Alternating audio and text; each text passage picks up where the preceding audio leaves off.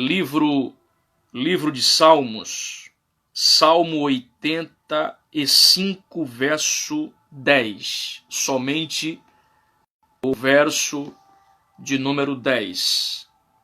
A palavra de Deus nos diz assim: a misericórdia e a verdade se encontraram, a justiça e a paz se beijaram. A misericórdia e a verdade se encontraram, a justiça e a paz se beijaram.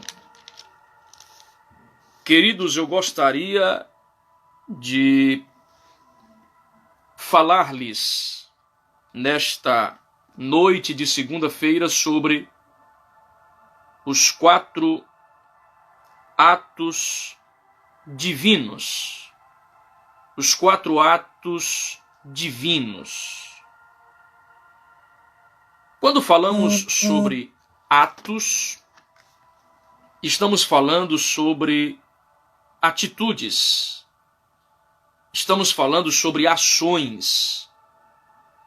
E quando nós corroboramos estes atos a Deus, eu compreendo que a partir do momento em que colocamos a interpretação comportamental ao Todo-Poderoso, nós já classificamos como intervenção. Então, quando Deus age, não é basicamente um ato, uma ação simplória, humana, insignificante. É uma intervenção. Deus agindo é Deus intervindo. Deus agindo é Deus influenciando o homem. E o salmista, ele vai nos mostrar nesse texto, e nós vamos aprender sobre o encontro maravilhoso entre 4 grandes virtudes espirituais: graça, verdade, justiça e paz. Estes 4 atos divinos, eles só se encontram na pessoa de Jesus Cristo. Em Jesus nós encontramos a graça, a verdade, a justiça e a paz. Ambos se completam e se evidenciam nos homens. O primeiro ato divino que o salmista aplica no verso 10 é a graça. Queridos, a graça é um favor imerecido. Nós não merecemos a graça.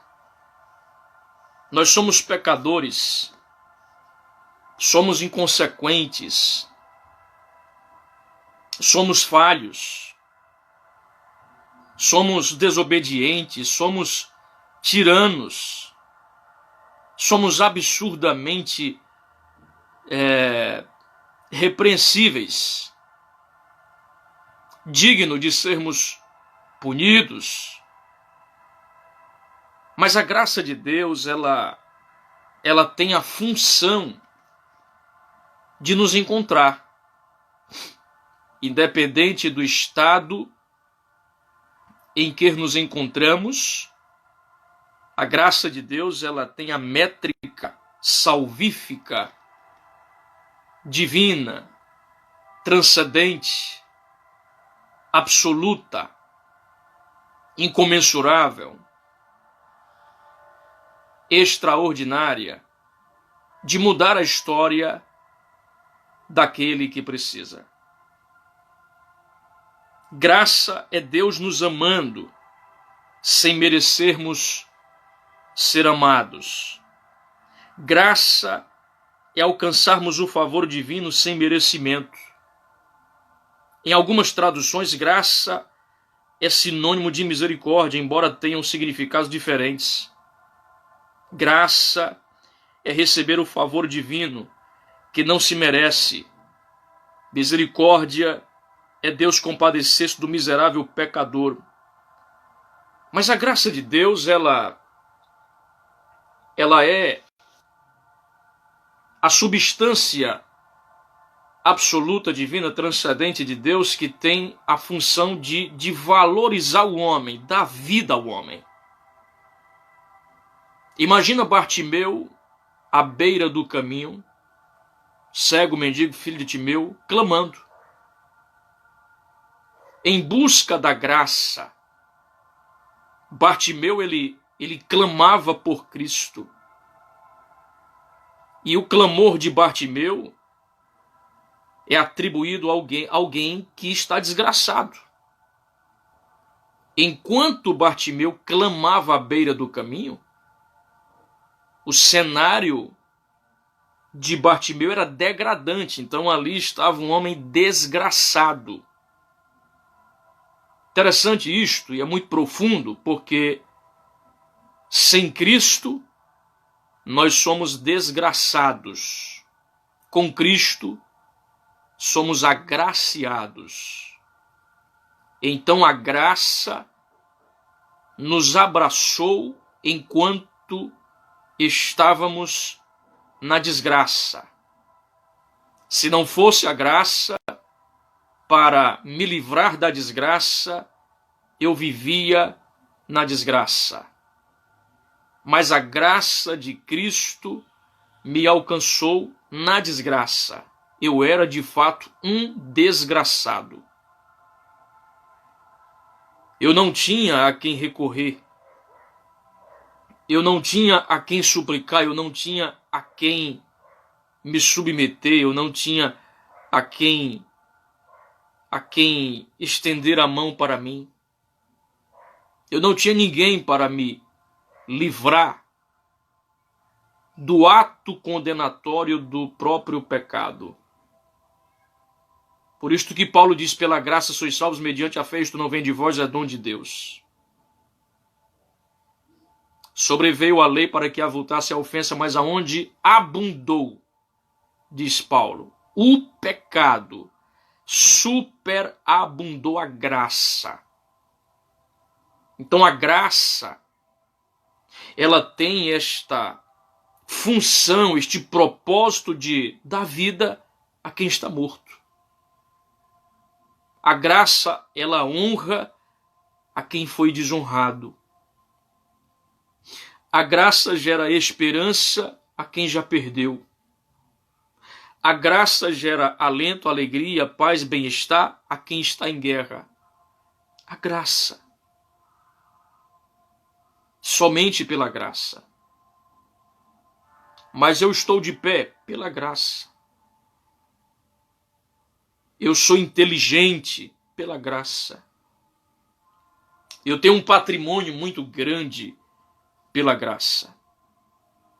Pastor João Marcos, eu sou um homem muito saudável, eu tenho muita saúde. Graça. Tudo é graça. A graça é a assistência de Deus a nós. A graça é Deus nos assistindo. Se Deus está nos assistindo, esta assistência é a graça. Por isto que o salmista diz, a misericórdia, a graça, a graça,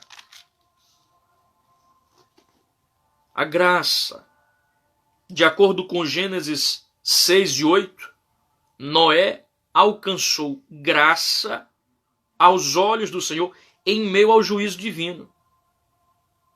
Então, em meio ao juízo divino, em execução, ou seja, o juízo de Deus estava em evidência na raça humana, a Bíblia diz que um homem se destacou e chamou a atenção de Deus, caiu na graça de Deus. Literalmente, Noé, ele chamou a atenção de Deus pela graça que ele produziu naquele momento, porque a graça comportamental também significa uma vida de santidade. Então a palavra de Deus é muito clara quando nos diz que Noé, ele alcançou graça aos olhos do Senhor em meio ao juízo divino. Nós também recebemos da plenitude de Jesus graça sobre graça. João 1,16. Paulo, ele afirmou em Romanos 5,20 que onde o pecado abundou, superabundou a graça. E em Efésios 2,8 que por esta graça eu sou salvo. Eu fiz esta citação agora há pouco. Então a graça, ela nos mantém sobreviventes. Se eu estou sobrevivendo em um mundo de óbitos, se eu estou vivendo em um mundo de delitos, de arbitrariedades, é a graça, querido. A graça, ela funciona da seguinte forma: aquele que não pode, vai poder. Aquele que não tem, terá. Aquele que não faz, fará. Aquele que não é, será. É a graça. Aquele que não alcançou, alcançará. É a graça. É a graça de Deus que faz isto. A Bíblia diz que a graça e a verdade se encontraram. Então, há aqui um encontro. Há um encontro. A graça e a verdade se encontraram. O primeiro ato divino sobre nós é a graça. O segundo, a verdade. Verdade é a exatidão dos fatos. Verdade é a realidade sem máscara. Nós estamos vivendo em uma geração, e esta geração atual ficará para a história da civilização. Nós fazemos parte de uma geração que ficará na história. Somos a geração da máscara, literalmente. Estamos usando máscara para ir, para vir, para nos proteger, para proteger o outro. Mas o Evangelho, ele tem uma função, um propósito, uma missão. A função, o propósito e a missão do Evangelho é tirar as nossas máscaras. É nos tornar homens sem máscaras, sem remendo.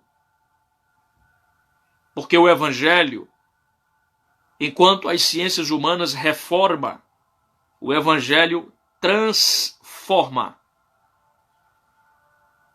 Enquanto as ciências buscam atalhos, o Evangelho traz o caminho, que é Cristo.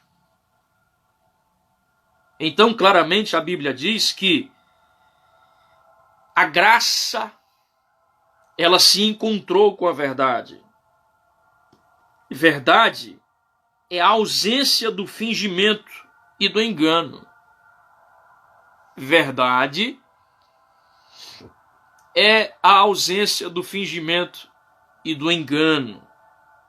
De acordo com Deuteronômio 32:4, Deus é a verdade. De acordo com João 14:6, Jesus é a verdade. De acordo com João 14:17, o Espírito Santo é a verdade. De acordo com João 17:17, a palavra de Deus é a verdade. Então nós temos aqui 4 esferas espirituais verdadeiras. Deus, Jesus, o Espírito Santo e a palavra. A graça é o favor, é a assistência a quem não merece. E depois da assistência a quem não merece, que é a graça, vem a verdade,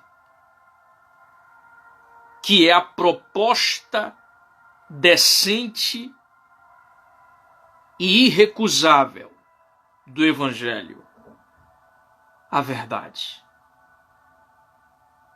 Estamos vivendo em um mundo de mentiras. Estamos vivendo em um mundo genérico, superficial. Estamos vivendo em um mundo pagão, em um mundo hipócrita. Seja verdadeiro. Viva a verdade, fale a verdade, submeta-se à verdade. Mesmo que você pague um alto preço, fale a verdade, viva a verdade, seja verdadeiro. A graça, ela abraçou a verdade. Mas a Bíblia diz também que a justiça e a paz se beijaram. A graça encontrou a verdade. Houve um afeto da graça com a verdade. Mas a justiça e a paz se beijaram. O beijo aqui significa intimidade. Então a justiça e a paz são íntimos. Ou íntimas. Quando somos verdadeiros discípulos de Cristo, nós aprendemos a ser justos para alcançar a paz. Incrível como o salmista diz, e a justiça e a paz se beijaram. Porque a paz, eita, é muito profundo, é muito profundo, é muito profundo. A paz não comunga com a impunidade. Quem vive impune não tem paz. Só há uma maneira da paz beijar a justiça. Ou só há uma maneira da paz beijar a injustiça, ela se tornando justiça. Teve justiça, teve paz. Justiça é tudo aquilo que é reto, correto, justo e direito. Justiça é a virtude moral que inspira o reconhecimento do direito dos outros e faz dar a cada um que é seu. Isto é justiça. Pastor João Marcos, o que é justiça? Vou repetir. É a virtude moral que inspira o reconhecimento do direito dos outros e faz dar a cada um que é seu. Isso é justiça. De acordo com Salmos 11:7, o Senhor é justo e ama a justiça. Em 1 Coríntios 1:30, Paulo afirma que Jesus se tornou da parte de Deus a nossa justiça. Em Isaías 4:4, o Espírito Santo é também o Espírito da justiça. E de acordo com Apocalipse 19:8, a igreja gloriosa está vestida de justiça. Seja justo. Ser justo significa ser reto, ser honesto consigo mesmo e com o outro. Veja que nós vivemos em uma sociedade totalmente injusta. A injustiça, ela tem predominado. Os homens, eles têm torcido, de torcer a justiça. Quanta gente que não merece está prosperando. Claro que com prazo de validade, porque o que está em oculto é revelado. Diz Sócrates que enquanto a mentira dá a volta ao mundo, a verdade está se levantando, pegando as suas alpargas, calçando-se para começar a andar. E quando ela começar a andar, ela vai lentamente desfazendo tudo que a mentira fez. A justiça de Deus ela é irrevogável, infalível, irreversível. A justiça de Deus é inexorável, indubitavelmente ativa. Deus está atuando com a sua justiça. Deus está atuando. Então, a justiça, ela beijou a paz. E o que é a paz, pastor João Marcos Góes? Paz é sinônimo de tranquilidade e harmonia no relacionamento com Deus e com as demais pessoas.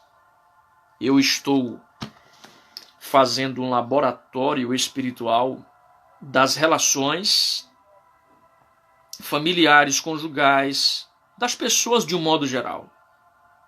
E tenho visto e observado uma grande guerra nas relações. Tiago já falou sobre isto. Capítulo 4 da sua epístola, Tiago fala sobre as guerras entre os homens. Nunca nós fomos tão intoleráveis. Nunca. Eu tenho saudade. Eu tenho 34 de idade, mas eu não vou mentir para os irmãos. Eu tenho muitas saudades do tempo em que vivíamos em paz. Sou interiorano, nasci no interior, minha infância foi no interior, convivi muitos anos no interior. Penso num povo bom, é o povo interiorano. É um povo pacato. Claro que com o tempo também o interior se tornou, né, um barril de pólvora. Mas ainda há muita gente ainda que prima pela cortesia, pela gentileza, pela boa amizade. Muita gente mesmo. E infelizmente esta amabilidade, esta empatia ainda existe, felizmente. Tudo isto corroborado com uma única afirmativa. Ao passo que os homens vão apreciando incondicionalmente as coisas, eles vão abrindo mão das pessoas. Enquanto os homens vão abraçando incondicionalmente as coisas materiais, eles vão se isolando, se afastando do próximo. Nós estamos amando os objetos e gostando das pessoas. É a inversão de valores. Inversão de valores. Há 3 fatos fatídicos e proféticos que acontecem neste momento na história da civilização. A inversão de valores, a quebra dos paradigmas e a remoção dos marcos antigos, produzindo a apostasia. E aí o homem se tornará um vulcão em erupção. O homem se tornará um monstro. O homem se tornará um pavio curto. E nós estamos assim, pavio curto. Mexa comigo não. Me deixe em paz. Que paz é esta? A paz de Cristo, ela é diferente da paz dos homens. Paz é sinônimo de tranquilidade e harmonia no relacionamento com Deus e com as demais pessoas. Paz é bem-estar e êxito em todas as áreas da vida. paz é bem-estar e êxito em todas as áreas da vida. De acordo com Isaías 9,6, Jesus Cristo é o príncipe da paz. João 14,27, Jesus Cristo nos deixou a sua paz como um legado. Deixo-vos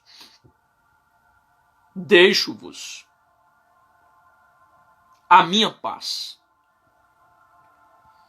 A minha paz vos dou. Não vou lá dou como a dar o mundo. Não se turbe de turbar o vosso coração. Credes em Deus, crede também em mim. Em 1 Coríntios 14:33, Paulo afirma que o nosso Deus é o Deus de paz. E Efésios 4:3, o Espírito Santo é o Espírito da paz. Aonde está esta paz? Quantas famílias estão em pé de guerra? Quantos casamentos chegaram ou estão chegando ao seu fim pela falta da paz? Que paz é esta? É o equilíbrio, é a maturidade, é a mansidão, é o domínio próprio, é a capacidade de produzir a resiliência, a arte de se refazer. Os homens estão, infelizmente, administrados por um sistema totalmente nocivo, corrompido. Eu conversava ontem com 2 obreiros e eu falava sobre ele, qual foi a proposta de Satanás usando os homens com relação ao vírus. Faz-se o vírus,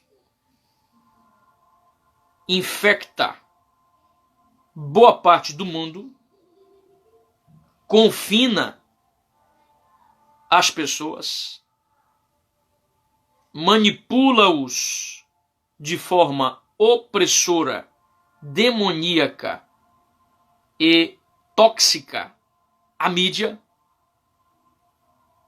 porque se vem o vírus, vem a quarentena, e com a quarentena vem a ociosidade, vem os problemas familiares, vem os problemas emocionais e vem a baixa imunidade criada pelo medo com que a própria mídia impõe sobre nós.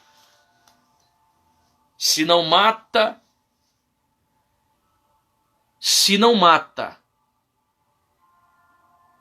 por doenças que já existem, vamos estimular o corpo a produzir as doenças com o medo, com a ansiedade. Eu atendi uma mãe agora dentro de uma empresa, fui orar por uma empresária aqui de Fortaleza, e quando eu estava dentro da empresa dela, uma mulher apareceu, uma cliente me conheceu, pediu oração porque sua filha está passando por um momento difícil. Eu não vou detalhar porque talvez ela esteja me assistindo. Por ética eu não vou detalhar. E eu orei pela sua filha. Ela ligou e eu orei pelo telefone. Fruto do que eu estou falando. As pessoas com medo.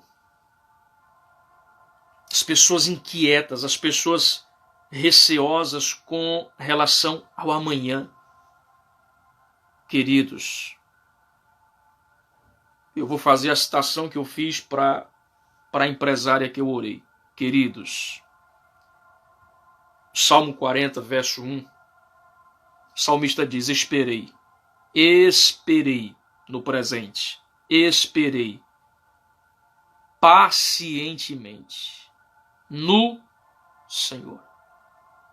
Ele se inclinou para mim e ouviu o meu clamor. Você sabe de uma verdade? Sabe por que muita gente está apreensiva, sofrida, com medo, inquieta, ansiosa, depressiva? Porque estão conformadas ao mundo, no mundo, com o mundo. Ao mundo, no mundo, com o mundo. Se eu vivo em função do mundo,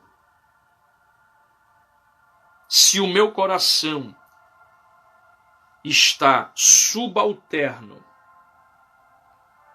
à sistematização tóxica, nociva, diabólica, opressora do mundo, eu não terei paz. Você quer ter paz? Você quer a paz de Cristo? Espere no Senhor. Confie no Senhor. Viva para Deus. Viva para Deus. Recebam esta palavra. Sejam edificados por esta palavra. Eu encerro as minhas palavras dizendo algo para vocês. Teve um período de minha vida que eu sofri muita perturbação emocional, até mesmo espiritual. Só que eu tomei uma decisão, e quem toma esta decisão somos nós. Deus, ele aprenda uma coisa, Deus ele não toma a decisão que eu sei tomar, que eu posso tomar. Deus só faz o que eu não posso fazer. O que eu posso fazer, Deus não faz. Ele só faz o que eu não posso. Você pode. Você pode tomar uma decisão hoje, como eu tomei. Eu disse, Senhor, eu não vou aceitar isto não. Eu vou te buscar incondicionalmente de corpo e alma e vou viver uma vida de fidelidade a ti. Hoje eu vivo uma vida de paz. Pastor, o senhor tem problemas? Ah, meu irmão, não queira ter a vida que eu tenho, não. A experiência é pessoal. A luta é grande. Mas a minha alma, o meu coração estão ligados com Deus. E aí eu vivo uma vida de paz. A paz de Cristo reina sobre mim. A paz de Cristo atua na minha vida. Porque eu permiti, eu abri a porta do meu coração.